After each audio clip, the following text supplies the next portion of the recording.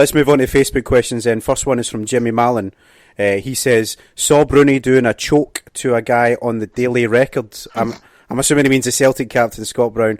Does this mean he'll be doing that to Joey Barton if that wank ever plays again? if the ref's not looking, can he call the foul? Yeah, you can call it, exactly. Thank you very much for that one, Jimmy. Liam Kelly commented by saying, hi guys, great show, marching down for Dundee for Stormin Norman and Kev Lobin. Moan the Celts, or is it Celts? I don't know. I would just say Celts to keep it neutral. Yeah. Hashtag ACB, it's a sellout. Not a question, but thanks very much, mate. I appreciate the sentiment, Sir Liam. Leo McDade asks, Tom, that's a question for Tom. Tom, in your professional opinion, where do you see Scottish MMA fighters in 5 years? He wants you to do a bit of Mystic Mac. I think what's exciting about Scottish MMA just now is that it's on the rise. We have some good fighters. Robert Whiteford was first in there, quickly followed by Stevie and Joanne.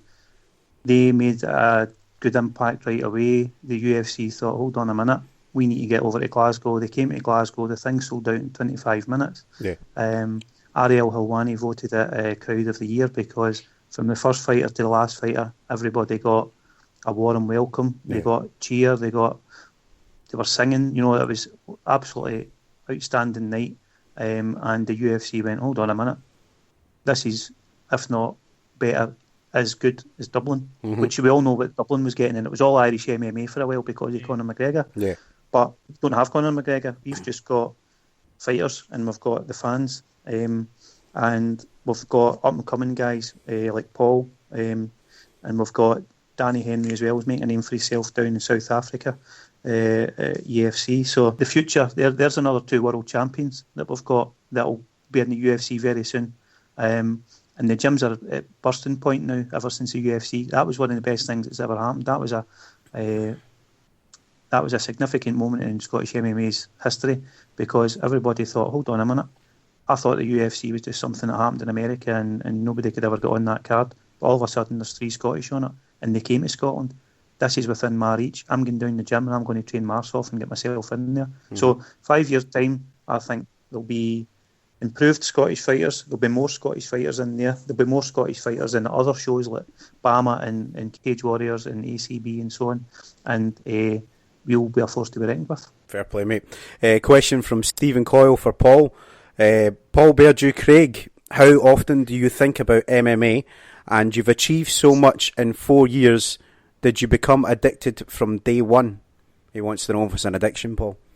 It does. For me, it was being better than the next guy. So I would set myself targets with guys in the gym, guys who had been there for a long period of time, and I would set myself like I'm going to beat this guy at stand up. I'm going to beat the boxer at boxing. And that's.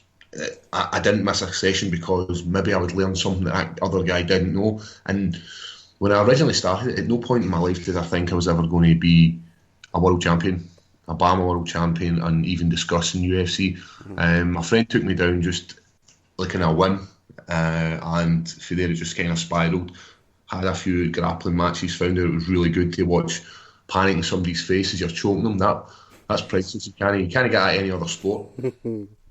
Then went for that to watching the panic. I used the exact same sort of mindset as like, it doesn't matter what happens, I'm just going to go into the cage, and if I win, I win. If I lose, I'll learn shit.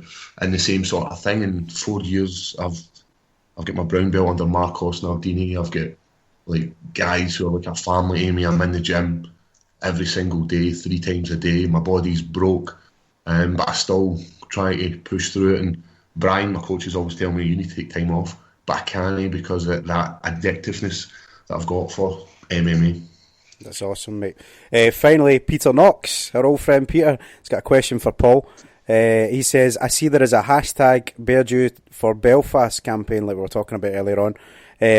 Paul, if you were asked to fight on that card, would you like to fight? I think that's pretty obvious, the answer to that, but I'll let you take up the answer, sir. Yeah, definitely. I think it's reaching distance now. I honestly feel that it's reaching distance, and the love I've felt from guys in the gym in other gyms around Scotland are like hashtagging this. It's nice and it's overwhelming as well.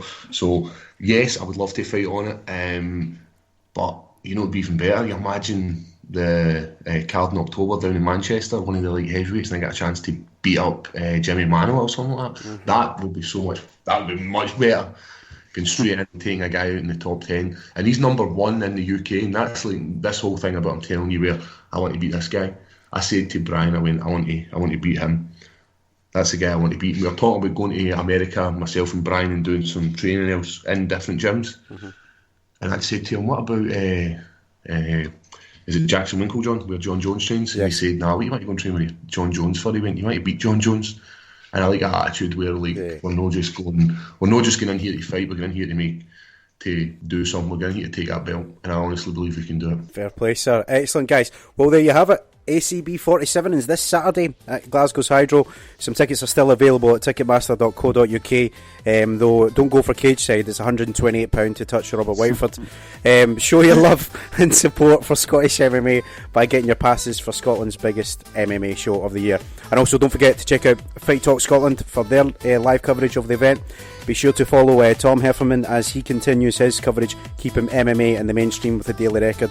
And of course, if you're wanting to hear some of the best chat on the podcast scene besides the Martial Arts Chat podcast, one that you really need to be checking out is the Bareback podcast on SoundCloud and on iTunes as well. So at this time, I want to thank our panel here today. I extend my thanks to Mr. Don Wilson of Fight Talk Scotland. Thank you so much for your time, sir. Anytime, I love coming on. Mr. Tom Heffernan of the Daily Record, thank you again for your time, sir. No problem, thanks for having us, enjoyed it. And of course to the champ, Paul BearJew Craig, always a pleasure getting your time, sir. Same with yourself, big guy. I'll see you when you're back on the mat.